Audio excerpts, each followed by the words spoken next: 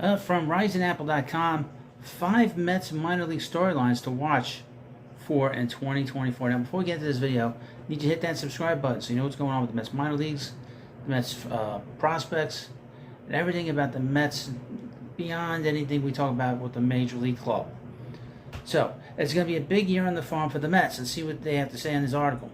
New York Mets minor league teams may be just as popular as the big league one in 2024. A little bit of a step back for the franchise, but with a loaded farm system to go with it.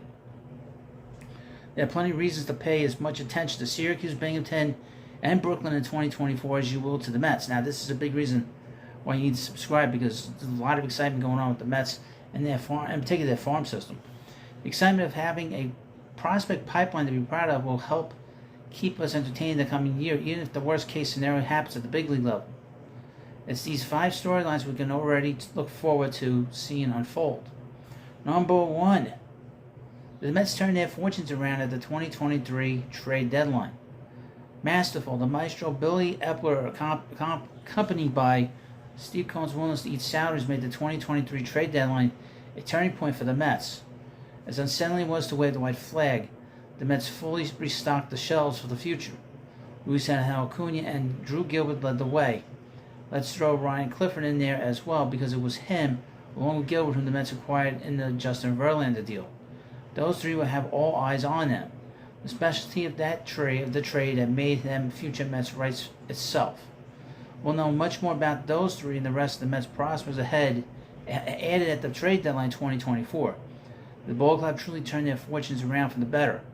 We have to believe that between all of the moving and shaking the team, they'll come away with at least one special player who will rise to the top first. Number 2. Question: is Jet Williams the real deal? Of the prospects the Mets already had thanks to the draft, it's Jet Williams who has garnered a lot of the attention. The young shortstop has already transitioned into playing more center field. His destiny to become an heir to Brandon Nimmo or whomever else the team has at the position by the time he reaches the majors isn't fully written. Just one full season into his professional career will need to see a bit more for convincing. Williams will play next season all at 20 years of age, likely to start in Double-A. He finished the season there, but not before quickly graduating from Brooklyn, where he hit .299, .451, .567 with 7 homers. It came all in only 36 games. Like many young players, Williams does struggle at times with strikeouts. He helps make it up with walks. Combined with all 3 teams he combined for in 2023, he had 104 walks versus 118 strikeouts. The ratio more than helps. Speed, capitalized by 45 stolen bases and 52 attempts last year, is perhaps his most dangerous weapon of all. It's especially apparent when the .425 on-base percentage he had comes into play. Williams has too many tools to ignore. Try not to get too impatient. Enjoy seeing him up close if you can. Get out to Binghamton or Syracuse game this season. Alright, at number 3. Question: what's going to happen with Kevin Parada? There's a bit of irony of, or whatever you want to call it, with Williams thriving and the more hyped Kevin Parada struggling. Taken 11th overall in the 2022 draft, Parada hasn't had nearly the same level of success. About .248, .324, .428 last year, the same 3 teams Williams appeared in games for. It was especially rough go at the end of the year when he hit .185 for Binghamton in 60 plate appearances. Parada was already a bit of a mystery for the Mets, mainly because they already had Francisco Alvarez as the catcher of the future. Why even draft Parada in the first place? He hasn't received rave reviews for his defense either, making him a candidate for position swap somewhere down the line. Of course, if he was to remain with the Mets, a change of position would need to happen unless Alvarez loses touch or Parada simply slides in as the backup in the future. More likely, the Mets end up trading him. First, they'll need to regain some value.